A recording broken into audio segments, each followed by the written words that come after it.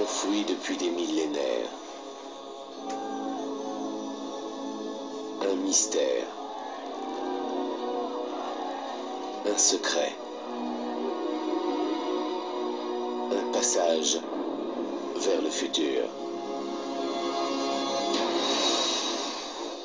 Où l'avez-vous trouvé? J'avais jamais rien vu de ce genre. Un homme saura décrypter le code et ouvrir la voie. Il fallait lire Porte des étoiles. C'était là, ça nous crevait les yeux. Un autre commandera l'expédition. Pourquoi êtes-vous là? En prévision de votre réussite. Jackson a découvert le 7e symbole. Contact. Processus enclenché. Mais qu'est-ce que c'est? Votre porte des étoiles. Un passage vers un monde dont nous ignorons tout. Elle s'est fixée sur la galaxie de Kaliam à des milliards d'années-lumière. C'est à l'autre extrémité de notre univers. À vous de jouer. Ils étaient prêts à affronter tous les dangers. Commencez à faire évacuer. Ils s'attendaient à plonger dans l'inconnu. Stabilisation des appareils. Programmation de la séquence. Mais jamais, nul n'aurait pu imaginer ce qu'ils allaient découvrir.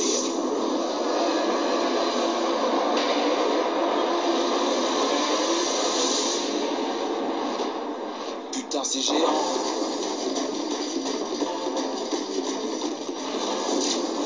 Restez ici et tirez sur tout ce qui bouge.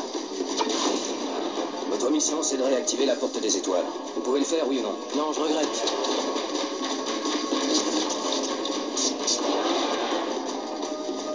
Qu'est-ce que c'est que ce truc? Les ordres sont simples. Détecter toute possibilité de danger. Et ça est urgent. Je peux pas la faire fonctionner sans le 7e symbole.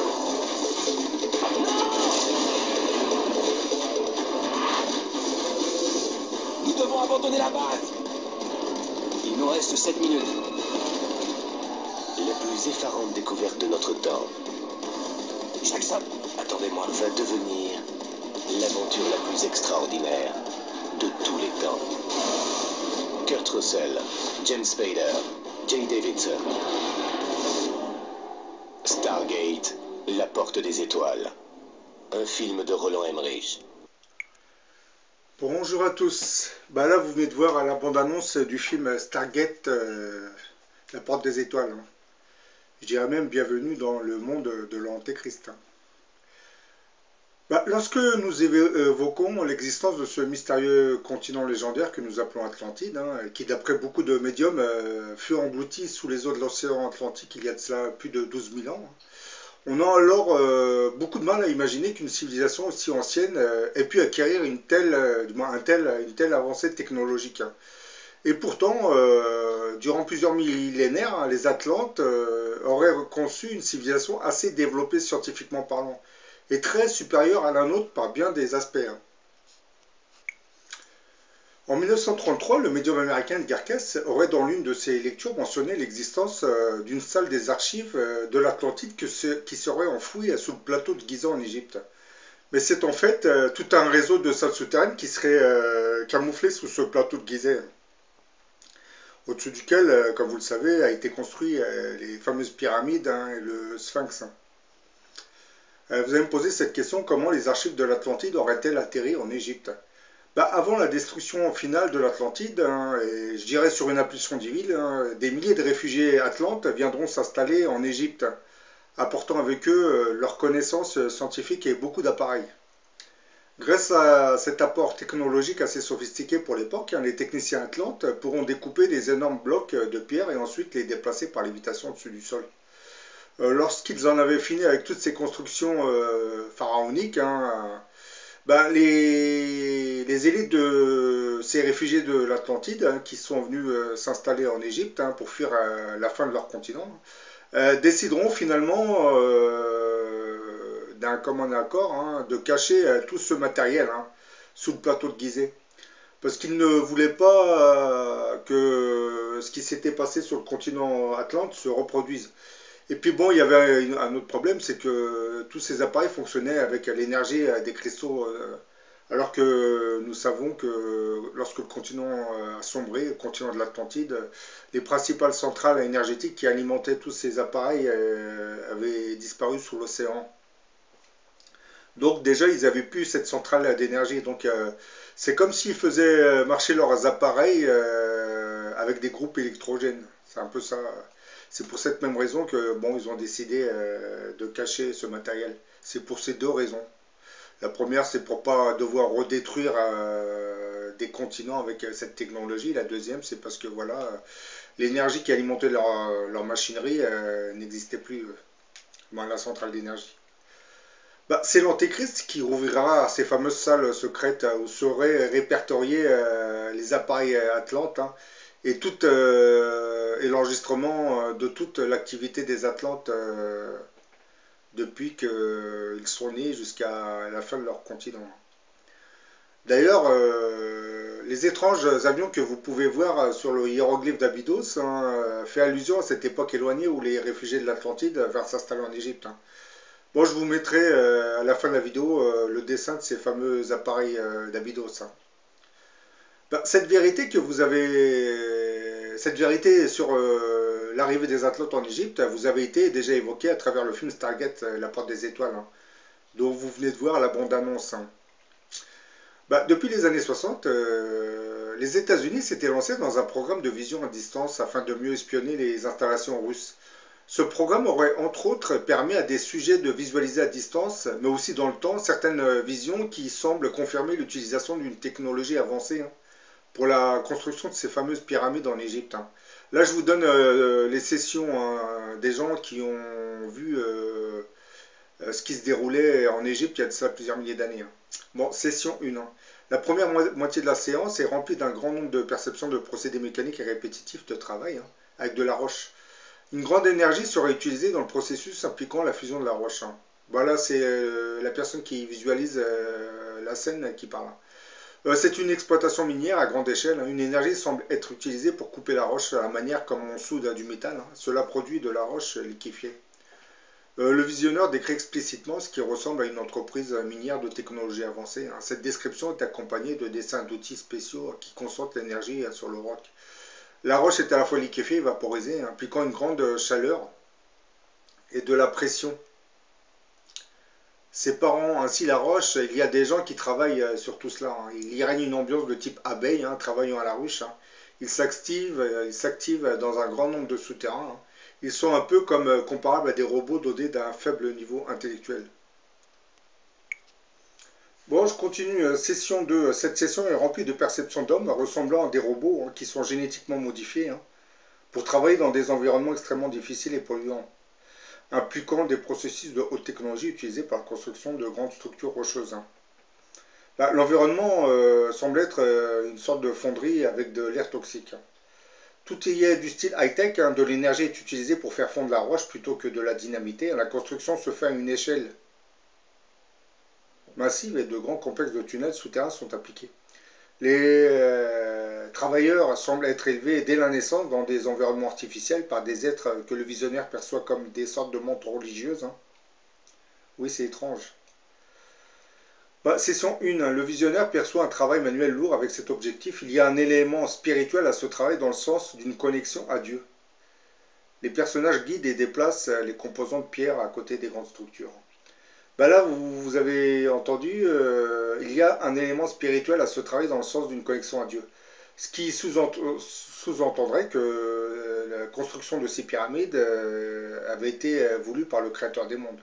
Donc on peut même dire que ces pyramides égyptiennes seront en fait l'empreinte de Dieu sur cette planète. C'est Dieu y a laissé une empreinte.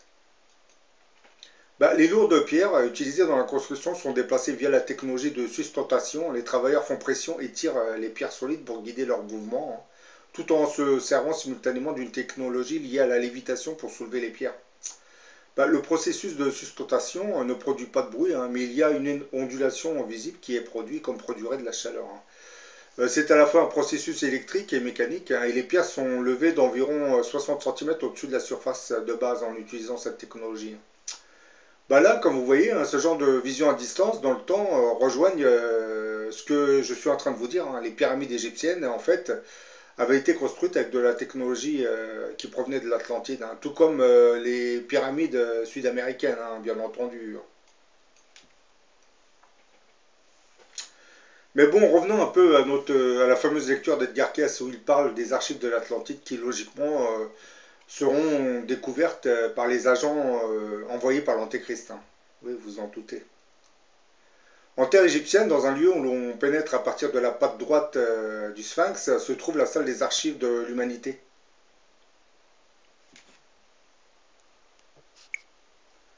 Donc, j'aurais dit, en terre égyptienne, dans un lieu où l'on pénètre à partir de la patte droite du Sphinx, se trouve la salle des archives de l'humanité.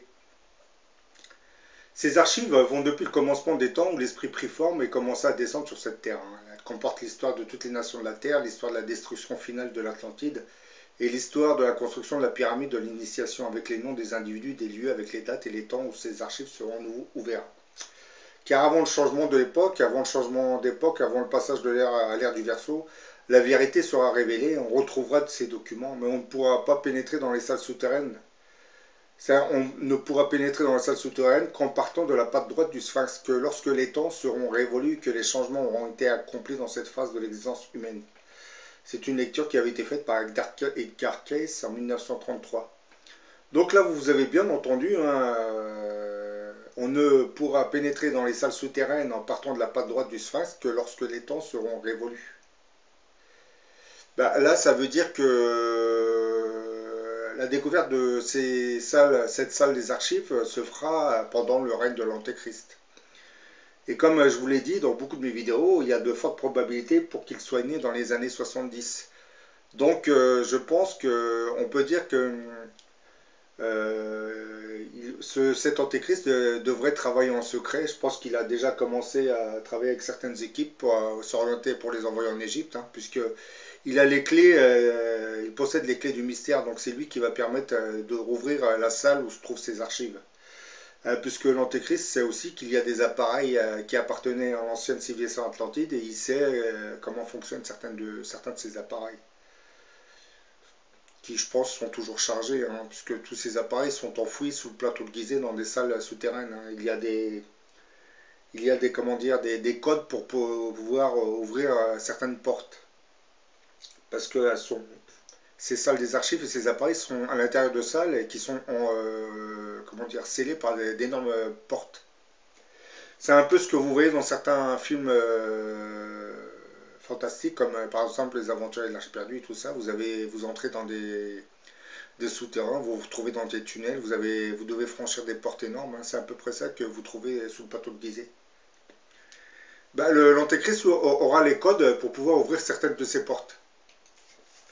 Et bien entendu, je tiens à préciser que les Américains ont déjà découvert certaines choses sous le plateau de Gizeh, hein, parce que voilà, il ne faut pas le nier, ils auraient déjà récupéré de petits appareils, hein, mais bon.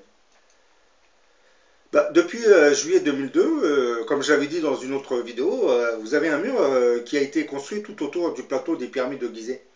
Et vous avez étrangement des gardes armés qui surveilleraient la zone en dirigeant les touristes vers des sites rigoureusement sélectionnés par les autorités. Hein. Et les ouvriers, d'après ce qu'on nous a dit, travailleraient 24 heures sur 24 dans la plus grande discrétion. Je pense qu'ils seraient en train de creuser des tunnels pour essayer de rejoindre les salles qui se trouvent sous le plateau de Gizeh. Le mur disposerait de fondations enterrées et consolidées par des barres en acier de 10 cm d'épaisseur. Il s'élèverait sur une hauteur de 7 mètres, hein, sur environ 8 km². Et il y a plus d'1 kilomètre des pyramides. Hein. Le plus étonnant est que ce mur englobe également des habitations qui ont été déplacées et le cimetière arabe. Pourquoi certaines habitations? Parce que voilà, c'est le complexe souterrain qui se trouve sous le plateau de Gizeh se prolonge, du moins il y a des tunnels qui se prolongent sous la ville. Et je pense que dans le futur, l'Antéchrist va emprunter certaines de ces voies pour rejoindre ces salles, puisque comme vous vous en doutez, le régime militaire, il ne va pas s'entendre avec le régime militaire égyptien, donc tout se fera dans le plus grand secret.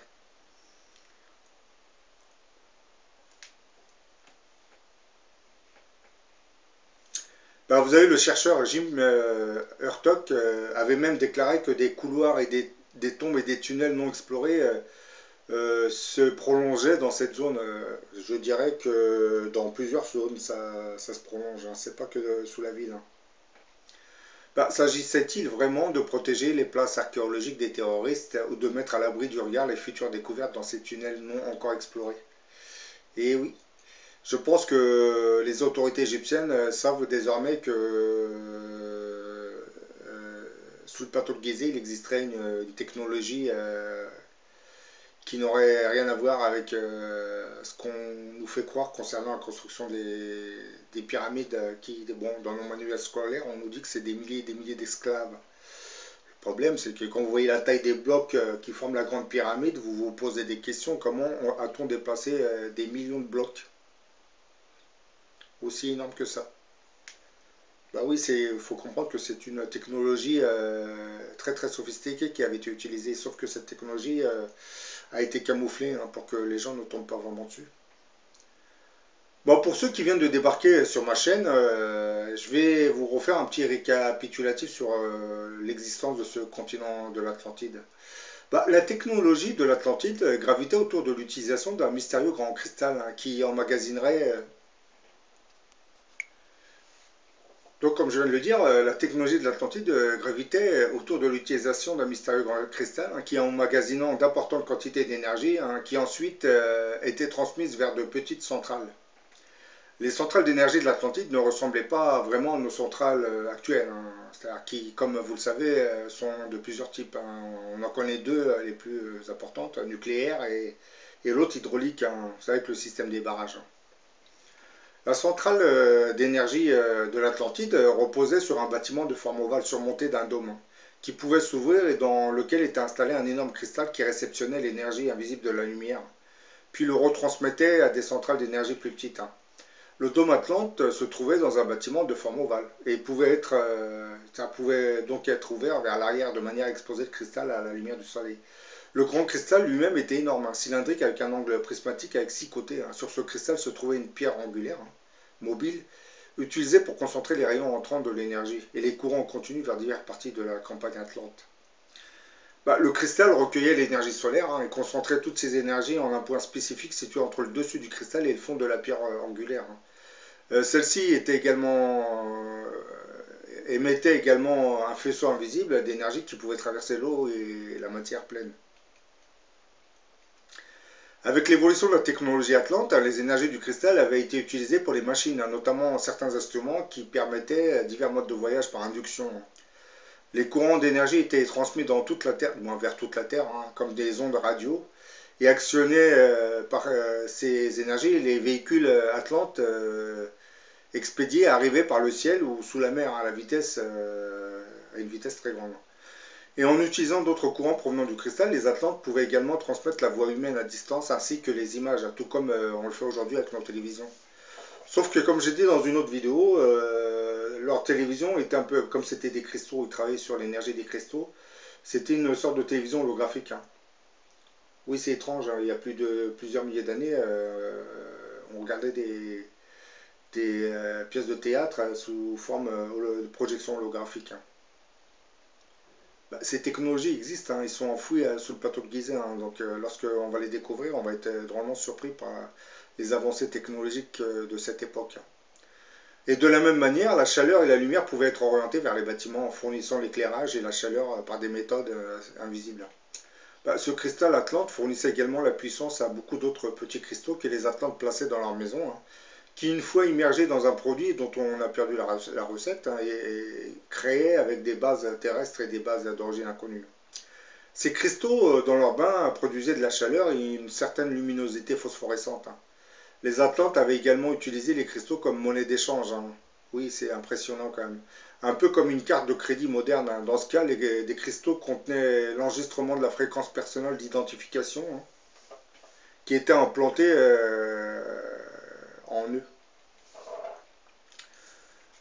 Ce qui sous-entend que nos chers Atlantes étaient implantés par un système de puces ultra perfectionné qui leur permettait de payer juste grâce à l'utilisation de leurs puces. Ça, vous commencez à le revoir depuis quelques temps. Vous avez le système qu'on voit actuellement existait déjà il y a plusieurs milliers d'années en Atlantide. Parce que je parle de leur système de paiement, mais il faut expliquer que comme ils travaillaient sur l'énergie des cristaux, leurs armes peuvent être comparées à ce que nous voyons. C'était des armes laser, vous savez, un peu ce que vous voyez dans les films de science-fiction.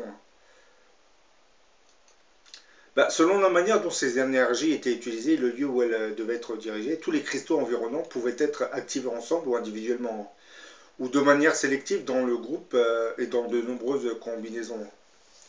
Ces combinaisons créaient plusieurs fréquences, dont certaines pouvaient servir à la lévitation. Un de ces cristaux se trouverait au fond de l'océan Atlantique, dans le fameux triangle des Bermudes.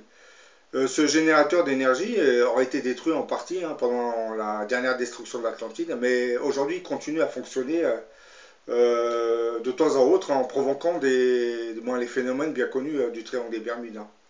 Bon, ça c'est l'une des raisons pour le triangle des Bermudes. L'autre raison, c'est que vous avez des puissances chamanistiques qui ouvrent des sortes de vortex qui vous téléportent vers d'autres dimensions de l'espace et du temps.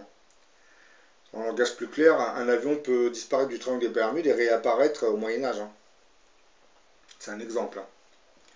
Le problème principal vient du fait que l'isolateur du cristal avait été endommagé, de sorte que le générateur produit maintenant des sorties d'énergie par les deux extrémités. C'est-à-dire, en langage plus clair, lorsqu'il a sombré sous les eaux, tout a été déstabilisé à l'intérieur de la centrale énergétique, mais elle est restée active. Ça fait que par période, l'énergie emmagasinée par ce cristal finit par être déchargée et envoyée vers le ciel. Lorsqu'un bateau ou un avion traverse ce champ, toute son électronique est complètement déréglée. Le médium américain Garkes avait souvent mentionné dans plusieurs de ses lectures ce mystérieux cristal qui a été utilisé dans les fameuses centrales d'énergie de l'Atlantide. Là, je vous cite une de ses lectures où il nous décrit comment était le cristal. Le cristal, disait-il, était placé à l'intérieur d'une construction spéciale de forme ovale avec un dôme qui pouvait s'orienter pour exposer le cristal à la lumière du soleil, de la lune et des étoiles au moment le plus favorable. L'intérieur du bâtiment était recouvert avec du métal ou de la roche non conductrice, similaire à de la bakélite, un plastique thermorésistant. Le cristal lui-même était énorme en taille, cylindrique dans sa longueur et prismatique dans sa forme coupant avec 6 faces. Et au-dessus du cristal, on avait une pierre qui formait un chapeau, un capstone, utilisé à la fois pour concentrer les rayons énergétiques arrivant et en distribuant directement pour les différentes parties des régions atlantes. Il apparaissait que le cristal accumulait l'énergie solaire, lunaire, atmosphérique et de la Terre aussi bien que les forces élémentaires inconnues et concentrait ceci en un point spécifique, qui était localisé entre la pointe du cristal et le pied du chapeau. L'énergie a été utilisée pour plusieurs buts. Au début, elle était utilisée en tant qu'outil spirituel, pur par les initiés qui pouvaient manier la grande énergie. Les premiers Atlantes étaient un peuple plus ou moins pacifique, parce que par la suite, ça s'est dégradé. Ils sont devenus cruels, arrogants. Je ne parle pas pour tout le peuple, parce que comme vous le savez, ce peuple était divisé en deux factions rivales. L'une qui était d'obédience laïque, qu'on appelait les fils de Bélial, et l'autre qui était croyante, qu'on appelait les fils de la loi de 1. Ces deux factions se sont affrontées pendant des centaines et centaines d'années. Ceux qui dirigeaient le continent Atlante, c'était surtout les fils de Bélial, l'équivalent de nos laïcs aujourd'hui. C'est eux qui ont commencé à devenir agressifs envers leurs voisins. Parce que comme vous le savez, il y a eu plusieurs conflits entre les Atlantes et l'Empire de Rama qui se trouvait en Inde. L'Empire de Rama, c'est une région qui englobe l'Inde, une partie du Pakistan, de l'Afghanistan. Ces deux civilisations se sont souvent affrontées pendant plusieurs siècles, avec des appareils volants et des armes ultra sophistiquées. J'en ai parlé dans une autre vidéo. Pour ça qu'en Inde, vous retrouvez des régions complètement irradiées. Les gens ne comprennent pas parce qu'il n'y a pas eu d'explosion nucléaire dans ces secteurs et quand vous y allez, c'est complètement irradié. Les squelettes qu'on retrouve autour des maisons sont complètement irradiés. Ça, c'est dû à des bombardements qui se sont déroulés il y a de cela plusieurs milliers d'années. Bombardements Atlante.